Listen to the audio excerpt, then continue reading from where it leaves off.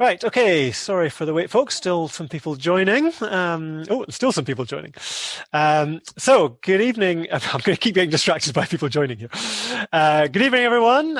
Great to see so many people here. It's fantastic to have such a huge turnout. So, for those of you that don't know me, I'm Matthew Jarron. I'm the museum curator here at the University of Dundee. And welcome to our Lunar Tricks event. So we're doing this event partly as a sort of virtual exhibition opening, but also to accompany the Being Human Festival. So the Being Human is a nationwide festival of the humanities, and we're going to be joined later on. We'll be hearing from Daniel Cook, who coordinates all of the University of Dundee's contributions to Being Human, which are always many and varied. So he'll be rounding things off at the end. And he's holding up his I am human thing at the moment, just in case you were in any doubt. And the nationwide theme for the Being Human Festival this year is New Worlds. But in Dundee, we're focusing particularly on the moon, and in particular on the specific event, the 1835 Moon Hoax, which we'll be hearing more about later on. We're going to be looking at the history of the Moon Hoax, but also we were very keen as part of this to encourage some contemporary creativity. So we were very pleased also to be working with colleagues from Duncan of Jordanson College of Art and Design. And they've got their students beavering away, creating all sorts of wonderful, imaginative, creative responses to the Moon Hoax theme. One of which you can see behind me here, this fantastic illustration. This is by one of the illustration students, Chloe Drummond. But you'll be seeing lots more of the student work later on and hearing from the tutors. So, what we're going to kick off with is me talking a little bit about the exhibition. This is kind of a virtual exhibition opening. We're in a slightly frustrating situation whereby we planned to have the Taoiseach Gallery opening on the 5th of October, and we put up this exhibition especially for that. And then, unfortunately, the university didn't reopen the galleries on the 5th of October, and still haven't, in fact, reopened the galleries. And so we have got an exhibition, but unfortunately, you're not able to see it. So you'll just have to take my word for it that there is an exhibition, or maybe there isn't. Maybe it's another hoax, like the Moon Hoax. Who knows? What I'm going to do is I'm going to share my screen. The exhibition was planned as a two-stage exhibition. So the first stage was going to be various things from the museum collections relating to the moon.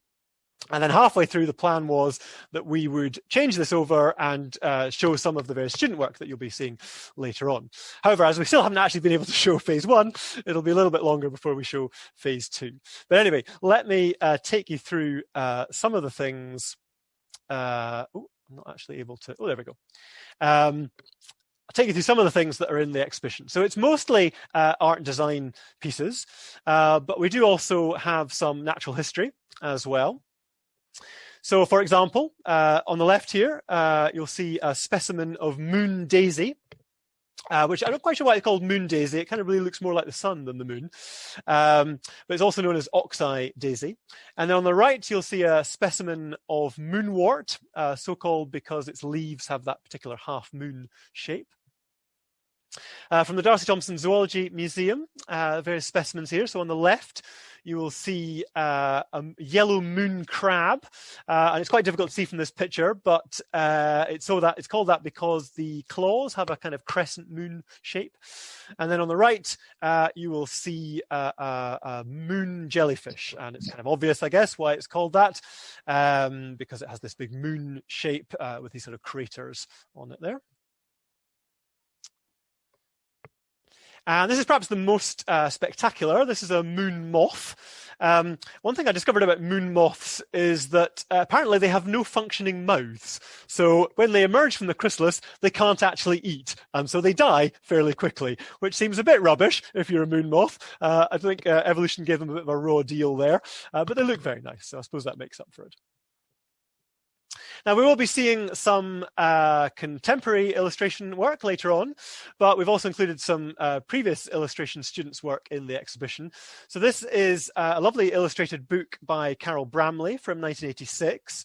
And this was a standard student exercise for many years. The students from the late 60s right up to the late 80s, as a set exercise, they all had to create this little illustrated book. And in those days, that meant doing all of the typesetting by hand. So it was quite a major exercise.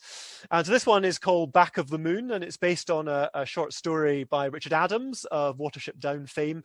And it's about an Earth mouse meeting a moon mouse. Some really beautiful illustrations there. From our artist book collection, here are a couple of pieces by Hamish Fulton.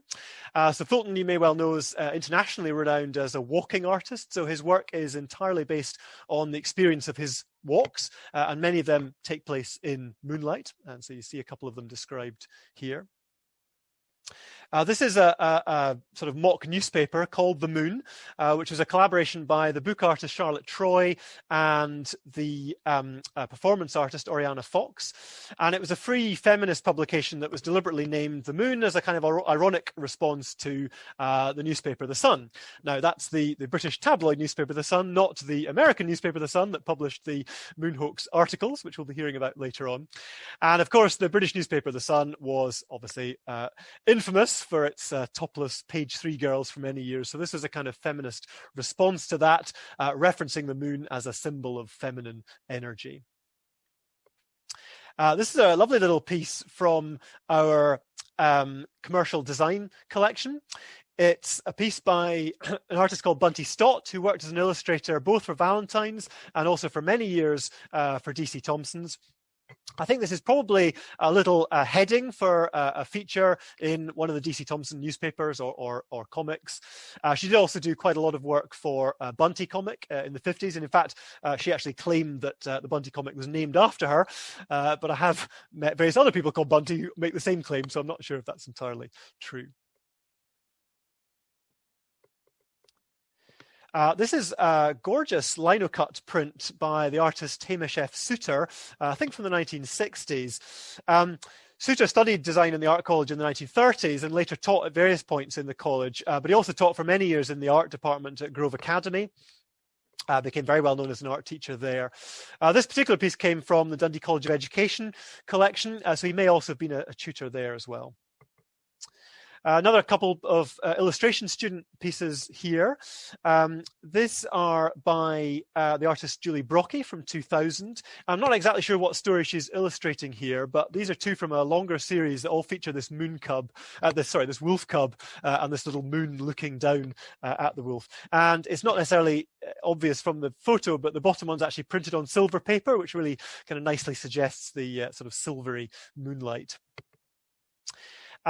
Verging more into the area of fantasy, this is the oldest piece in the exhibition. It's an illustration by William Hogarth from 1725, although this version is actually an 1822 engraving of it. And it's called Some of the Principal Inhabitants of the Moon. And you'll see all sorts of bizarre beings there. This is probably satirizing something, but unfortunately I have absolutely no idea what. And we've paired it in the exhibition with a more recent fantasy piece. This is from our comics art collection. And this is a page of original Avengers comics art from a 2011 story called Thunderstruck by two of the great legends of American comics art, penciled by John Romita Jr. and inked by Klaus Janson. And the reason we've included it is because the character that's on the third row, first from the left, is this chap here. This is Moon Knight, one of the lesser-known Avengers. Moon Knight was basically a kind of Marvel ripoff of Batman. So obviously Batman's the Dark Knight. This is Moon Knight. He's also a millionaire businessman who uses all of his wealth to buy all this fancy equipment that he uses to fight crime. And just like Batman has his batarangs, so Moon Knight has his moonrangs. I'm not making this stuff up.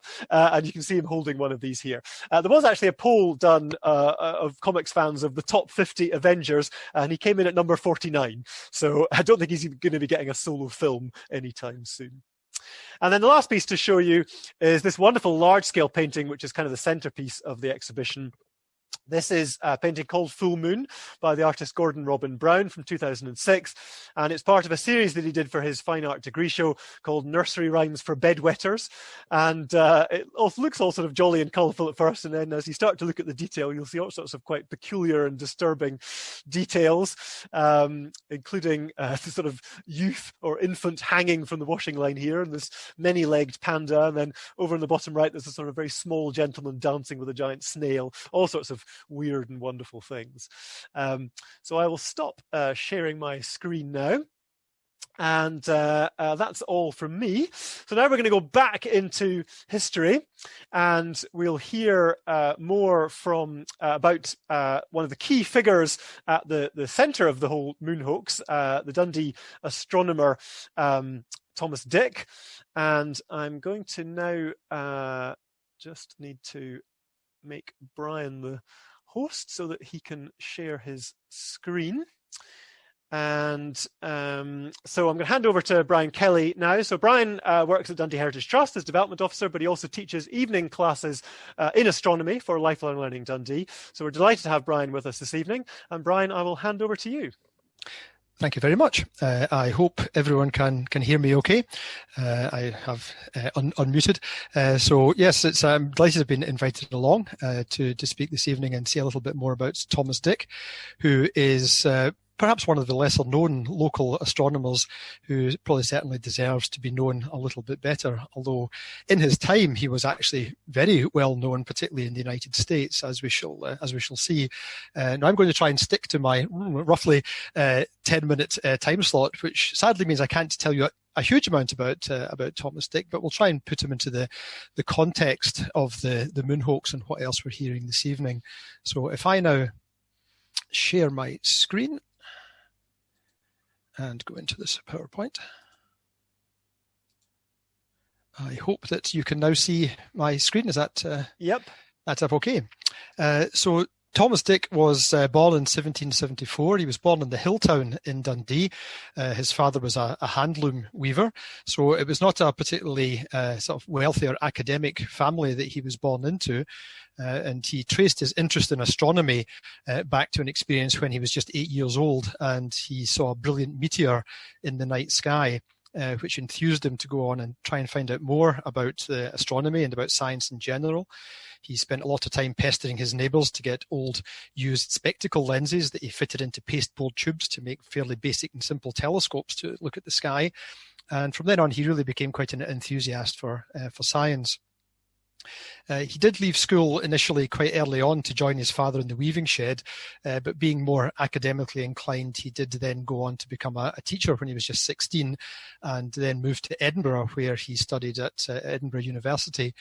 After that, he pursued a kind of joint career. He trained for the ministry and spent time in churches, but he also spent some time teaching in schools as well. So for quite a number of years, he travelled around. He lived in Edinburgh, he lived in Stirlingshire, he lived in Perthshire, doing both ministry work and also his teaching. But it was while he was still teaching in Perth in 1823 that he published his first book, which was called The Christian Philosopher. And as you see, it is the connection of science and philosophy with religion. So he was very much a believer in combining the two. He didn't see science and religion as being something opposed. In fact, quite the reverse. He thought that the way to really understand God's will and God's creation was to pursue science, and particularly astronomy. So he very much saw the two as being interlinked. And this book, which he published, actually he was almost 50 by the time he published this as his first book. It was hugely successful. It was very widely read. And he felt that with the success of this, he could now give up. He was never really convinced, I think, that he wanted to work in the church. He was much happier teaching, but he also really wanted to spend time writing as well. So this persuaded him to give up his day job, as it were, and devote himself to writing and having this sort of combination of science and religion.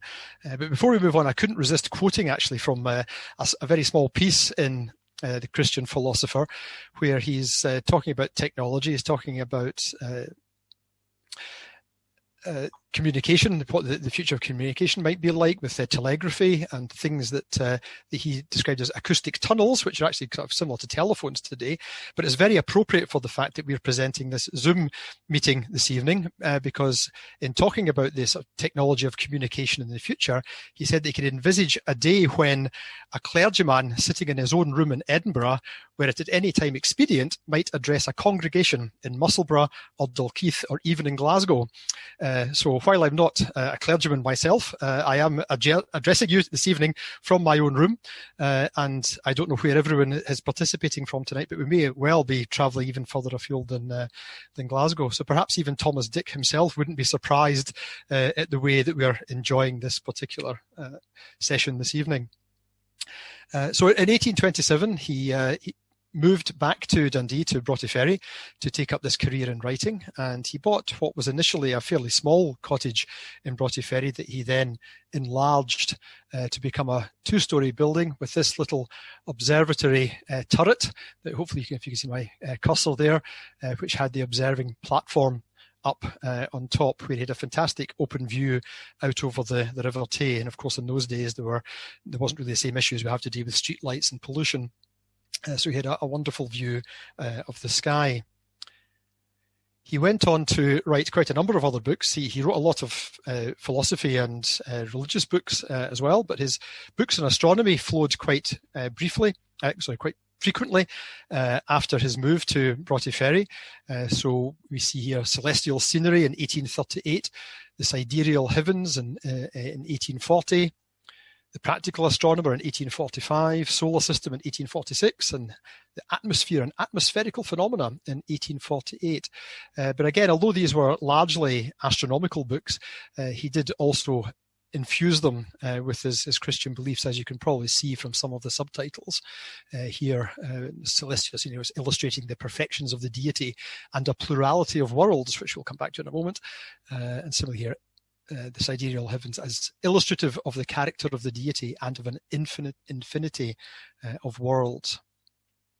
But these books that Dick was writing were very influential, particularly the astronomical ones, and particularly in the United States. And a large number of professional astronomers were able to say that it was Thomas Dick's books that encouraged them to go into the profession initially. And I've just shown a few here in this particular slide, some very famous US astronomers, at least in astronomical terms. I'm not sure how many other people will have heard of, but E.E. Barnard was a very notable US astronomer, one of the foremost observers of the 19th and early 20th century. And he was given a book by Thomas Dick when he was just 19, and that persuaded him to take an interest in astronomy. Lewis Swift was a very prolific observer and discoverer of comets in the 19th century. And John Brasher, who was an instrument maker as well as an astronomer, towards the end of his life in 1911, actually came to Broughty Ferry to visit Dick's house, even though Dick was long gone by then. He happened to be at a conference in St Andrews, Brasher, and decided that he would travel across the Tay on a kind of pilgrimage to visit the home of the man who had inspired him as a child to his career in astronomy. But anyway, this evening we're talking more about the moon, so I'll say a bit more about Dick in relation to the moon itself. And this, the quote is from the Christian philosopher, just to give you an idea of his sort of feelings about this. The illustrations actually come from his later book, Celestial Scenery, his images of the moon. But he says that this planet is inhabited by sensitive and intelligent beings. There is every reason to conclude, from a consideration of the sublime scenery with which its surface is adorned, and of the general beneficence of the Creator, who appears to have left no large portion of his material creation without animated existences. And it is highly probable that direct proofs of the moon's being inhabited may hereafter be obtained when all the varieties on her surface shall have been more minutely explored. So in fact, his belief that the planets were inhabited was based largely on philosophical and particularly religious arguments rather than any scientific evidence. And he then felt that observational evidence might come along afterwards to prove this, but he went in his books to great extent to quote from the Bible to offer his evidence for why the objects out there in the universe should be populated.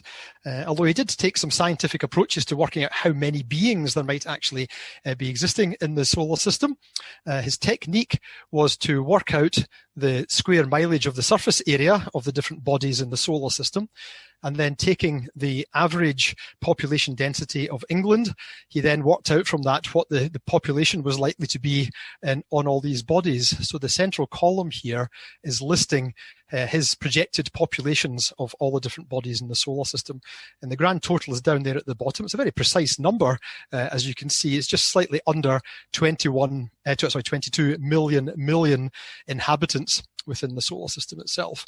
Although you have to note that a large number of these, about 8 million actually were believed to be living on the rings of Saturn rather than on the bodies of any other planets. But you'll see also that he did list his projection of the number of beings there were on the moon, 4,200 million, or 4.2 billion, which is quite an interesting figure given that around about 1830, when he was we were doing this, the population of the Earth had only just passed about 1 billion, is estimated. So it's far, far more beings he imagined on the moon than existed on the Earth. As evidence of the proof, he would turn to astronomers like the German astronomer Franz von Griethuysen, who was a great believer also on the existence of life on the moon. And in fact, he believed that he had observational evidence of this. He published his moon maps in 1824. This is an example of one of his maps here, and you can see these linear structures he's got here, which he believed was a lunar city, a fortress with streets in it. And the quotation at the bottom comes from Dick. Actually, this is from Celestial Scenery, where he actually says that Griethuysen maintains that he has discovered by means of his large achromatic telescope great artificial works in the moon erected by the Lunarians, which was Dick's title for the lunar population, lunar aliens. So that was the kind of context for the lunar hoax. That was what was believed around about that time. So there were astronomers proposing that there was life on the moon, so it perhaps wasn't surprising that the newspaper article would go down so well with the public. However, everything changed just a few years later. In fact, 2 years after the moon hoax of 1835, in 1837, there were two landmark books on the moon were published by 3 in total German amateur astronomers. Wilhelm Lohrmann published a book. His maps are, they're all amateur astronomers as well. His map is this one you can see up in the upper right. And then Wilhelm Beer and Johann von Mädler published the one you can see down here in the lower left. And these were very, very detailed maps, and they had very detailed reports in their books, which basically showed that the moon was indeed a dead world. It didn't have an atmosphere that could support any form of advanced life. There didn't even seem to be any activity of a geological or natural kind either. It seemed no changes were taking place at all. So from this point on, it was pretty much assumed, at least within the astronomical community, that there wasn't going to be any life discovered on the moon. The maps were very detailed, and the one by Beer and von Mädler, particularly the one down in the lower left here, became the kind of gold standard in lunar cartography, even right up to the start of the space age. Just briefly here, before we go on to the moon hoax, there's a little quote here that Dick did make. He did refer to it in Celestial Scenery, and I think Keith's going to mention part of it later on as well. So I won't go into too much detail, but was going to highlight a little bit at the top here, where he rails against the editors of the newspapers for publishing things like this. So it's maybe something we can bear in mind today in our world of fake news and misinformation and anti-science conspiracy theories. He says, "It's not a little astonishing how easily the public is gulled by such extravagant descriptions as were contained in this pamphlet, and has shown the ignorance which still prevails among the great mass of the community in every country in relation to astronomy and optics, that such pretended discoveries should have been listened to even for a moment. For even some editors of newspapers treated the affair in a grave manner and only expressed their doubts on the subject, plainly indicating that they have far less knowledge of the science of astronomy than many schoolboys now acquire." Strikes me as sort of thing maybe written by Patrick Moore a few years ago, but definitely not a fan of the moon hoax. Okay, well, just about to wind up now, but to finish off the Thomas Dick story, sadly, he actually ended his life pretty much in poverty because despite having huge sales of his books, especially in the US, he'd sold the copyright of the books to US publishers for a fairly small amount. So he didn't actually enjoy the benefits of the sales themselves through royalties. And he actually only really survived to the end thanks to a civil list pension that was provided thanks to petitioning the government and signed by Queen Victoria herself, which gave him a few extra pounds a year towards the end of his life in his last couple of years. If you live within travelling distance of Broughty Ferry, you can go down to St Aidan's Church in Brook Street in Broughty Ferry and see this lovely granite monument to Thomas Dick, which sits just beside the road. You see, it's in memory of Thomas Dick, LLD, author of Christian Philosopher. And similarly, his house still exists as well, now known as Herschel House, after the famous family of observers. You can see it from Queen Street, from the road. It's kind of on the hill on Hill Street, up behind Broughty Ferry Library. It's now been divided into flats rather than being one large house, but you can still see the octagonal shape of the main building. And even although the observatory turret has gone from the roof, that the octagonal shape of the original roof is still obvious there as well. So if you want to make a pilgrimage of your own to honour the contribution of our local astronomer Thomas Dick, there's a couple of local sites that you can go to visit. But I would like to finish up there. And I hope my timing hasn't been too bad on that one. So I think, as Matthew probably mentioned at the beginning, we're not going to take questions just now. We'll leave that to the end.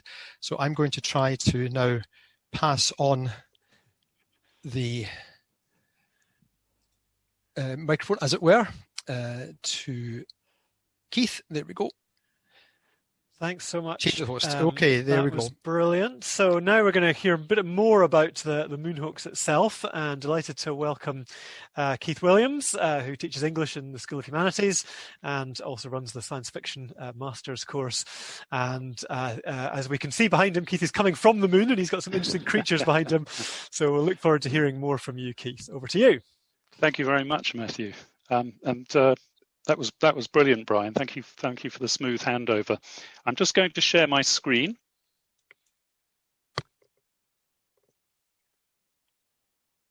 So can everyone see that? I think it's coming. Good. There we go. Right, there we go. Okay, so I'm going to talk about. Oops, sorry, jumped ahead there. I'm going to talk about Dundee and the Great Moon Hoax. This is a connection that was unearthed by one of our science fiction students, and I will explain the context of that in a moment. The Great Moon Hoax itself refers to 6 articles headlined Great Astronomical Discoveries that were allegedly reprinted from the Edinburgh Journal of Science. Beginning on the 25th of August 1835, they revealed what seemed to be a lunar ecology and civilization. The hoax, as Brian's already mentioned, tested out the parameters of media credibility and fake news in the pre-telegraphic age. And they circulated, the articles circulated globally and were translated into all kinds of languages and illustrated in many versions as well. This is a German coloured lithograph. The New York Sun published these supposed reports from observations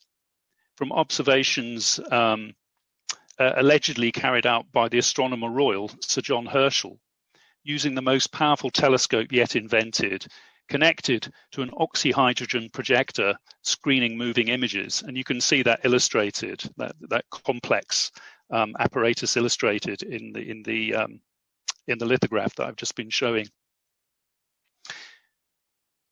The articles themselves visualized forests, seas, and vast deposits of precious minerals teeming with life forms, including unicorns.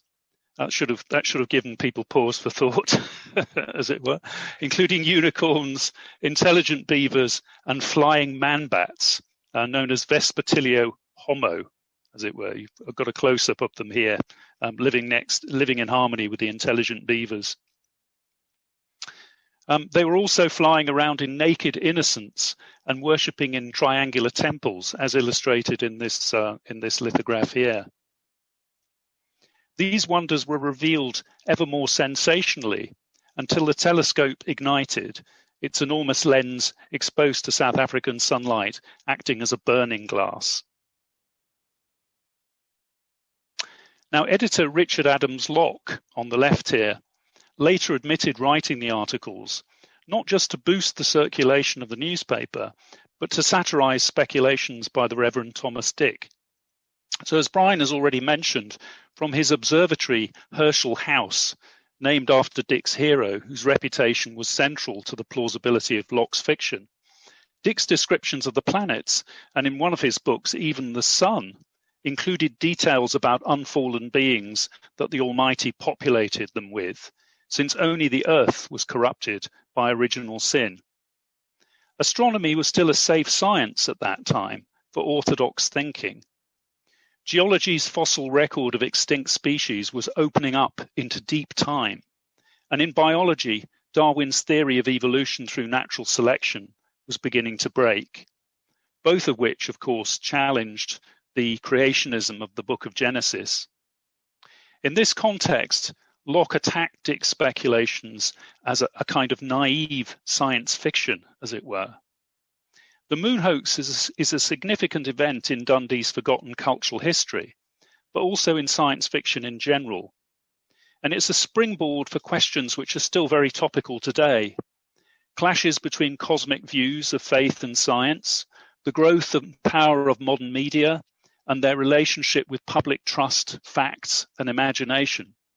Of course, if you Google the term moon hoax and don't put in 1835, you're immediately directed to internet conspiracy theories dismissing NASA's 1969 moon landing as a simulation, or you're directed to others about pandemics. And I think all of that essentially inverts the debates that were sparked in 1835. Dick's The Christian Philosopher, or the connection of science and philosophy with religion, as Brian's already mentioned, predicted signs of lunarian life would soon be detected once telescopes could observe them in sufficient close-up detail. And its success determined Dick's sobriquet as the Christian philosopher. Dick's The Philosophy of a Future State theorized a theology compatible with scientific method. However, potential contradictions in his attempts at such circle squaring, as we might call it, were highlighted by the Moon Hoax. And as Dick's recent biographer, William Astor, puts it, they revealed the uncertainty of science's foundation as a norm for truth and shook Dick's philosophy to the core. Crucially, Dick promoted the plurality of worlds, the theory that every planet had to be inhabited because the divine plan would never create without purpose, as it were. And his magnum opus, Celestial Scenery, which Brian's already presented to you, he's shown you the same table, as it were. His magnum opus, Celestial Scenery, showcased this idea, calculating that our solar system contained 21 plus trillion inhabitants, based on planetary surface area, plus for some strange reason, the population density of England. So that's a rather odd equation.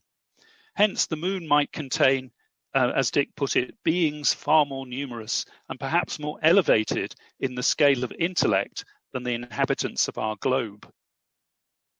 Ironically, again, as Brian's already pointed out, Celestial Scenery also rebuked the, at that time, anonymous hoax authors' disregard for the facts. And this is how Dick told him off, as it were. The law of truth ought never to be sported with. On the universal observation of this law depend the happiness of the whole intelligent system and the foundations of the throne of the eternal. It is to be hoped that the author of the deception to which I have adverted, as he advances in years and wisdom, will perceive the folly and immorality of such conduct. Locke then responded with an open broadside. So far from feeling that I deserve the coarse reproaches of Dr. Dick, I think it quite laudable in any man to satirize that school of crude speculation and cant of which he's so eminent a professor. So he didn't mince his words, as it were. And effectively, he tried to turn the tables on what he regarded as Dick's own pseudo-scientific hoaxes about unfallen aliens, which were chiefly instrumental in preparing the way for mine and without which I cannot conceive that it would have obtained so instantaneous and extraordinary a circulation. And he even went so far as to accuse Dick of trampling upon all the evidences of nature's inherent laws to elevate a familiar figment of a creed. So according to Locke, his lunar paradise had only been able to hoodwink a global readership because of expectations raised in the popular imagination by what he called Dick's outrage upon science, preparing the public to swallow anything, however absurd, recommended by this peculiar stamp. Though not destroying Dick's reputation, sorry, my slides seem to be advancing themselves. I think the aliens have got into the system. Though not destroying Dick's reputation, the hoax challenged his prioritization of creed over evidence, foreshadowing the fundamental intellectual crises of the mid-Victorian age. Nevertheless, Dick continued to popularize science and to democratize access to astronomy. For example, Dundee's unique public observatory, we have to thank Dick for, as a bequest from one of his devotees, John Mills. Now, whether or not Dick's speculations constitute science fiction as such, they inadvertently midwived the modern genre through Locke's parodies. James Gordon Bennett, who was Locke's rival editor on the New York Herald, actually credited him with inventing what he called a new species of writing, the scientific novel. And the PhD student I mentioned earlier, Ari Bryn, who's a graduate of our science fiction master's program, is researching the lost Scottish father of American science fiction, Robert Duncan Milne. Now, Milne was the son of the Manse, who grew up in nearby Cooper in the 1840s and was almost certainly inspired by the Moon Hoax. Milne's own tales of astronomical discovery bear many similarities to Locke's lunar utopia. And indeed, the Moon Hoax provided a rich context which shaped Milne's imagination, driven by creative tensions between scientific secularism, fantastic new technologies, and orthodox beliefs.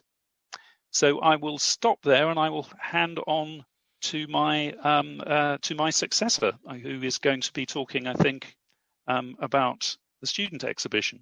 That's great. Thank you so much. So yeah, if Keith, if you could make Dave the host, that would be brilliant. Sure. Yeah, I'm just scrolling down through. Yeah, there's so many names to go through. That's right. Yeah, it's becoming a long list. So I'll just go ahead and do that. Great.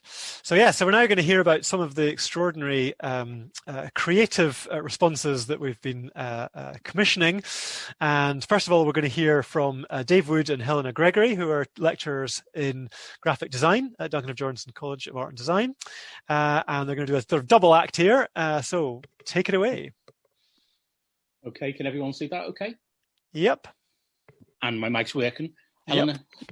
So me and Helena are going to present in 5 minutes just a little snapshot of the two projects that we've done at level 2 graphic design, which is the first year of graphic design. A first project for the students coming straight in, and it's an editorial project, and it's called Lunar Hoax. And it's a special little project because we shared it with illustration, and I'm going to hand over to Mick after we've finished.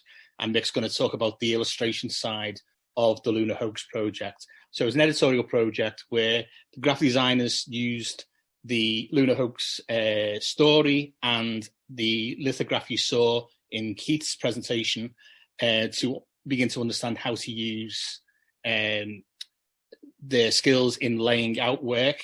So they were given basically paper cutouts of a grid and also the articles and the illustration. And we challenged them to use their graphic design skills in a pre-digital way to come up with a full double-page spread on the Lunar Hoax. So some of the examples that the students did was essentially working on all kinds of principles of alignment, encouraging like what we call white space, which is the negative space around columns of text. Thinking about the hierarchy of titles in relation to imagery. So some of the students really went for it and thought about alignment and trying to make things look dynamic while still getting across the information. We told them they couldn't change the illustration because it was illustrated centered layout design, but they could augment that. They could be creative in how they lay out the text. So you can see here, this particular student has added extra details of the lunar landscape in around the illustration, cut up the text more so. So all they were using was old school of paper and glue to make the artwork that would eventually go to the print and be printed. I particularly like this particular version where the particular students has not just only made the columns on the grid, but then painted the grid with a starry sky and overcoloured it with an overlay in yellow of the lunar light coming in. So if you've got to remember that these are students coming straight into graphic design, where we've got them really quite fresh, and over this semester they're learning more and more skills, which we call toolkits, to help them understand how graphic design works. And they're about to start next week a project that's 4 weeks worth of extra work, and it all started off with this project. And then, here's another example of students thinking out of the box. They can't do anything with the illustration, but they can, work around that. So one of them has taken, quite a few of the students took the detail of the astronomer looking at the moon's surface and put them in as little spot illustrations around. Helena, is there anything you want to say on this project before I move on to the next level 3 project?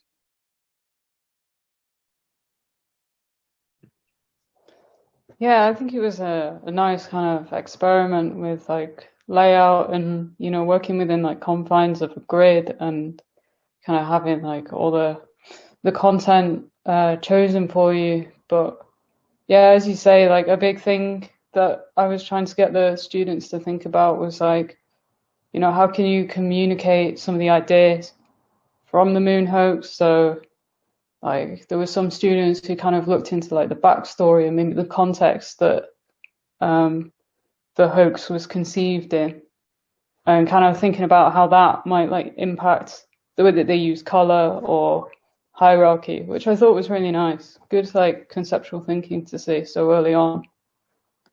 Cool. And then that moved into a level 3 project, which the students are literally just finishing today. They've got a deadline of tonight to submit the work. And in this one, it was we challenged them to tell a lie convincingly in a 1-minute documentary. Do you want to give a bit more context to that, Helena, before we move on? Yeah. So I think the idea for the project came through talking to Keith, Daniel, and Matthew. And one of the things that they said was like this kind of the Lunar hoax was almost like the first fake news story, and kind of the format of it made it much more believable. So I was kind of thinking like, how can we maybe create like a contemporary version of that? I think now like there's so many kind of conspiracy theories going around. And what's a very powerful way of like telling a story? And I think that's through video. So just kind of combining those two things. So yeah, asking the students to tell a lie about the moon convincingly through a video. But I was so impressed. Like, I think these were great. We could only choose a few, but I think there were 14 groups. We could have put all 14 in. We've only got 5 minutes, so. Well, do you want to talk about the posters? Because you challenged some of them if they had time to make posters. Oh, I guess it was just like an extension of the idea. Like, how do you apply it to a different format? But yeah, there were so many different like visual styles within the films, like stop motion, collage, using kind of archive footage, or as you'll see, some kind of creating their own.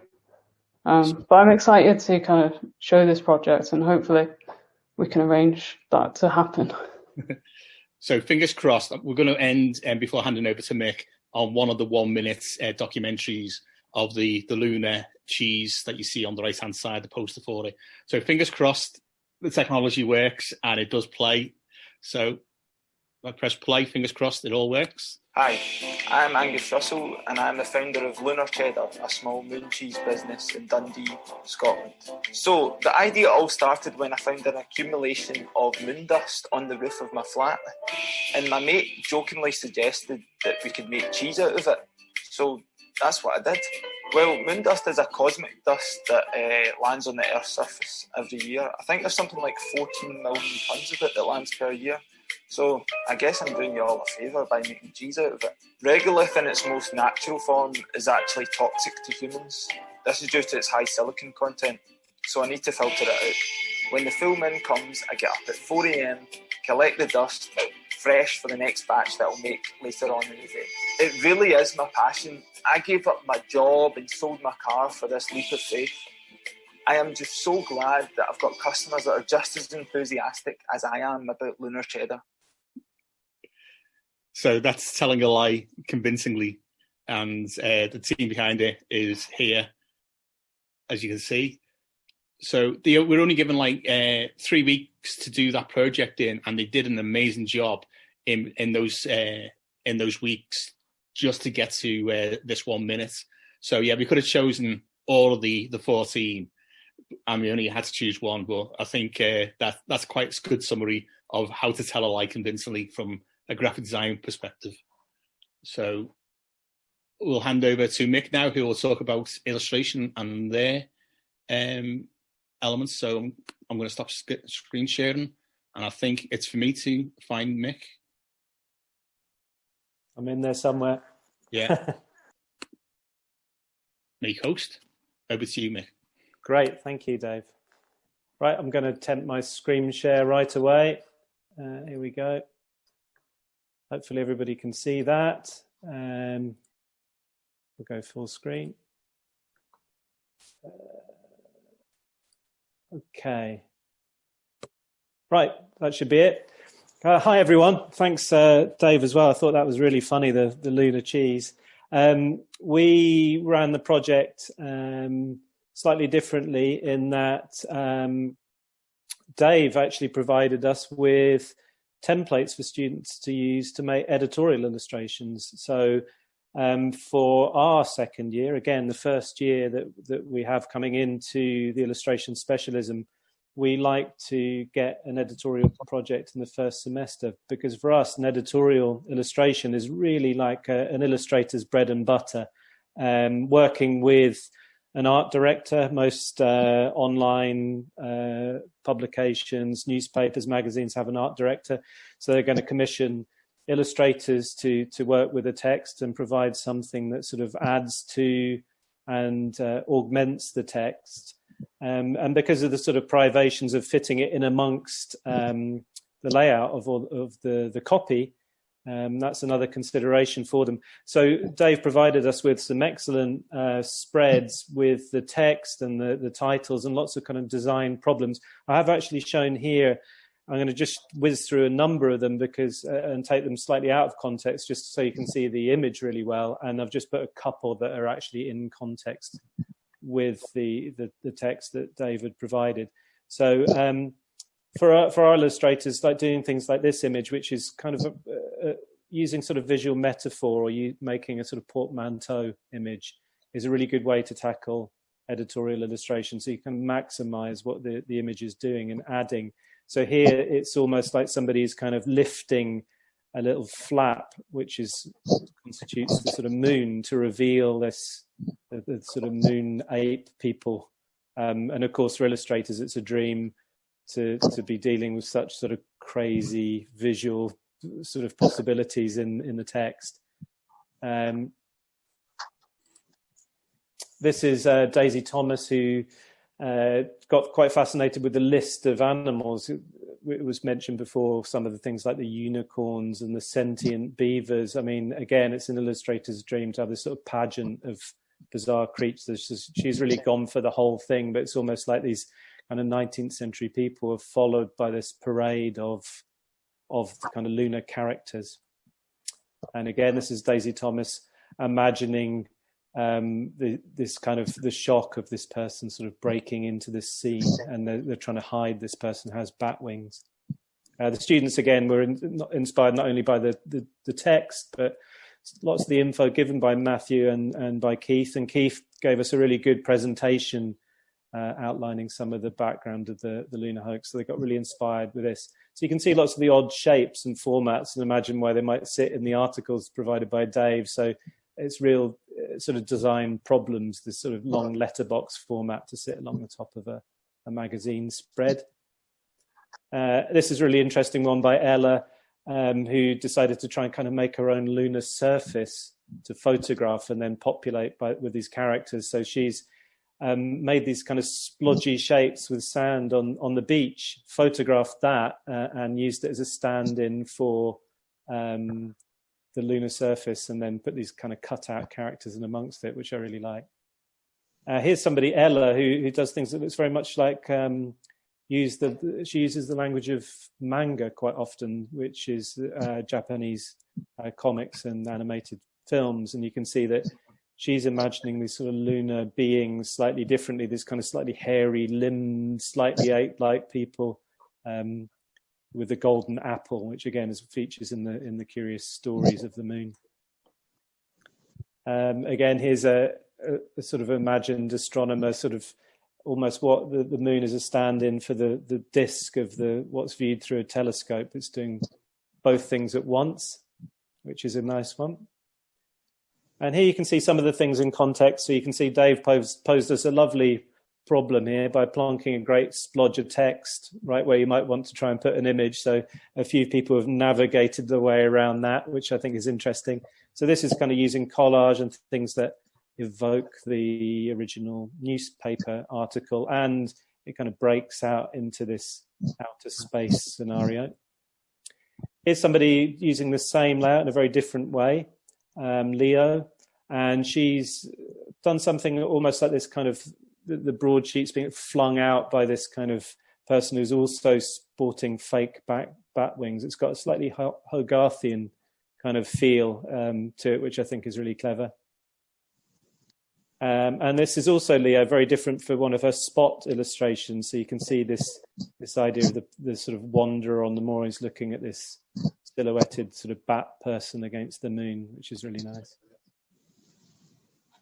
Again, here's another one of our layouts, and somebody here is using a thing that looks almost like a scraper board. So using this sort of thing of working back to front, so excising kind of white marks into a black background, which I think when thinking of things sort of nocturnal and lunar is a really clever way to do it. And it's also evocative of the engravings and the methods of putting illustrations into newspapers of the time, which I think is a nice touch too.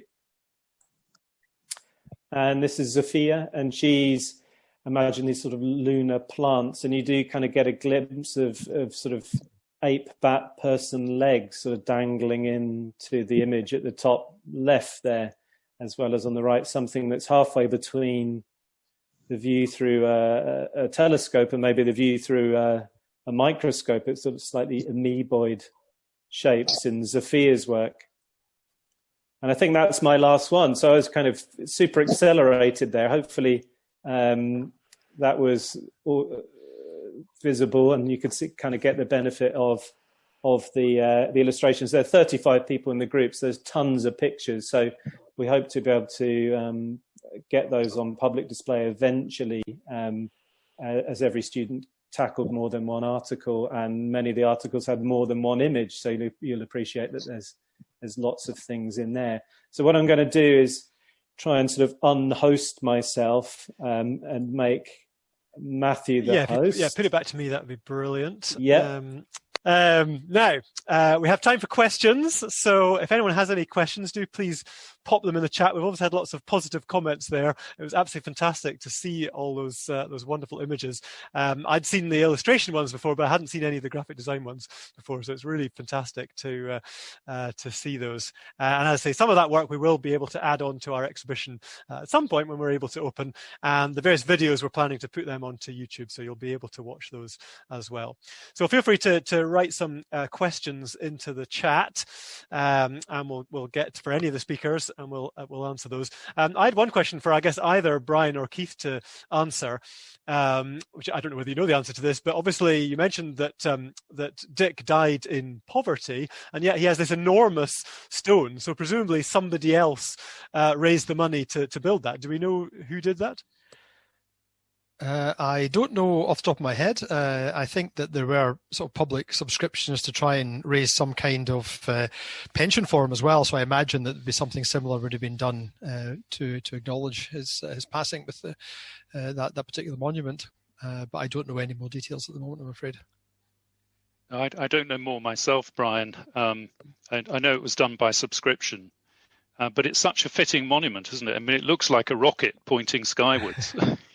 Sort of anticipates that very well, I think. Yeah, and it's very obvious as well because it's right beside the road as you go past the church. Completely. So it's very easy to see when you go past. But the number of people who obviously go past have no idea who Thomas Dick was or why this big pink granite obelisk is there. Exactly. I've been walking past it for 25 years. No idea. It's the biggest thing in the churchyard. Yeah. So somebody's put a question in saying, great mix of science and arts. What's the maths involved in all of these? I'm not sure who exactly that's directed at, but any maths enthusiasts want to point out any maths? Yeah. Well, in Thomas Dick's books, he did when he was explaining the sort of scientific background to astronomy, as was the case at that stage, particularly that for, I suppose, amateurs getting interested in astronomy, understanding how you worked out the positions of objects in the sky was very important. So the whole spherical trigonometry sort of was a vital part of an astronomy book if you bought it at that stage. So that he was very good at explaining all the background to what you needed to know to understand the sort of mathematical backdrop.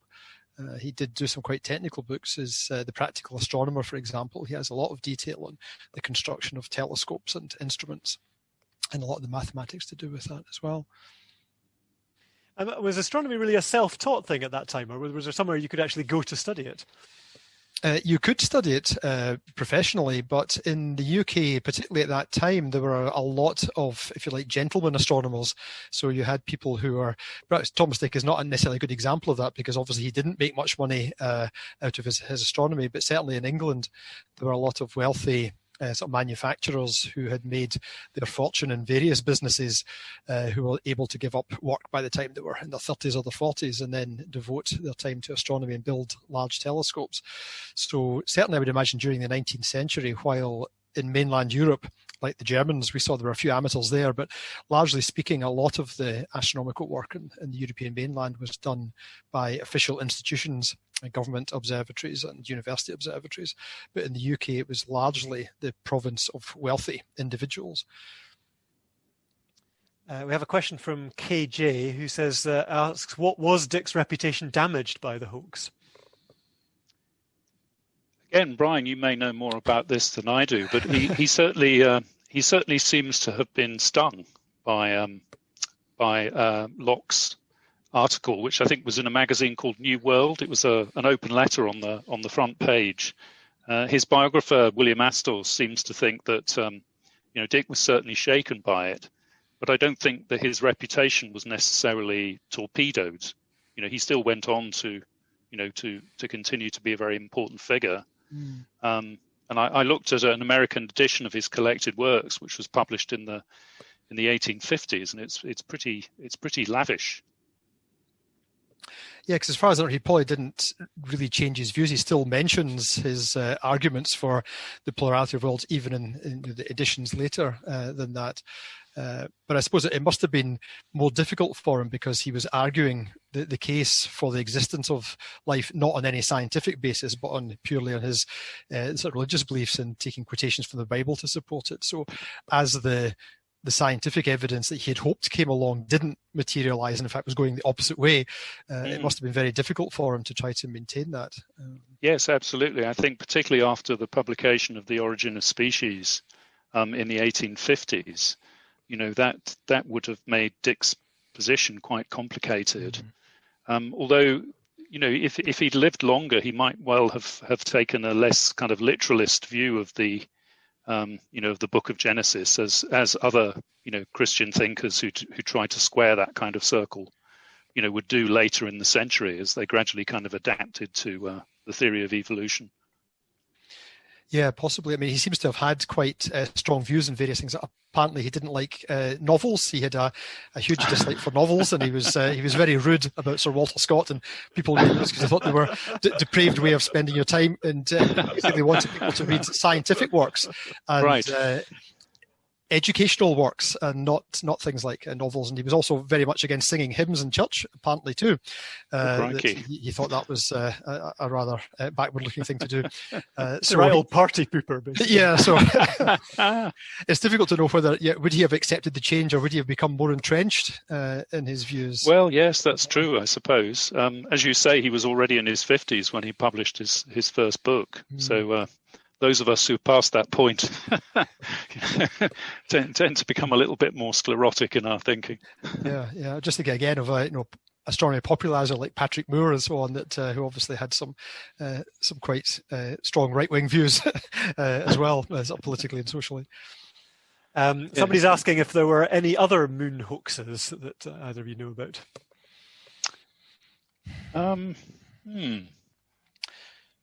Not that I know of. This is certainly the most famous one. Yes. People certainly continued to speculate about the possibility that the moon was inhabited. Erin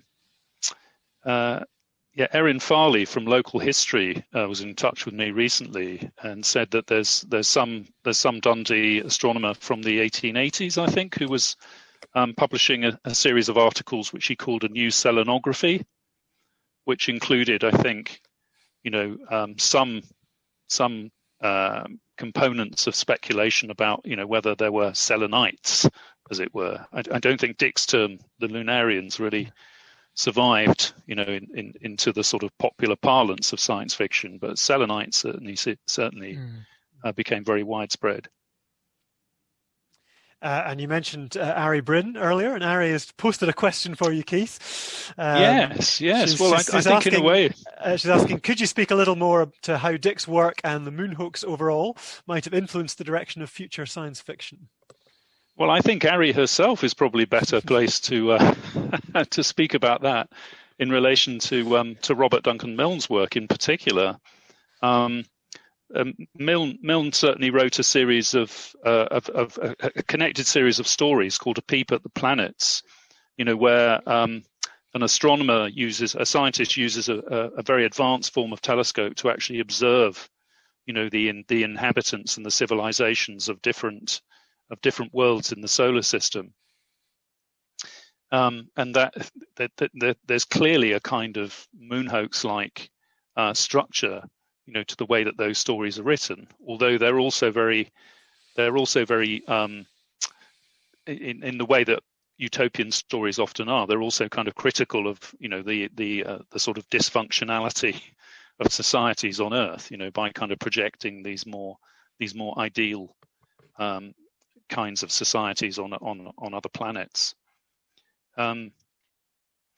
But I think that the notion that you could write a form of scientific fiction, a form of fiction which, as it were, incorporated scientific ideas and both speculated about them and, their potential sort of outcomes, often using some new form of, some fantastic new form of technology that might just be over the horizon.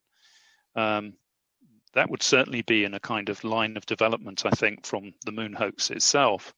Because I think one of the really striking things about the way that Richard Adams Locke wrote these articles is that, Herschel doesn't observe the moon directly through the telescope. What he sees is presented as moving images, which kind of zoom in and, track and pan and also show sort of extreme close-ups of the ecology and the life forms on the moon.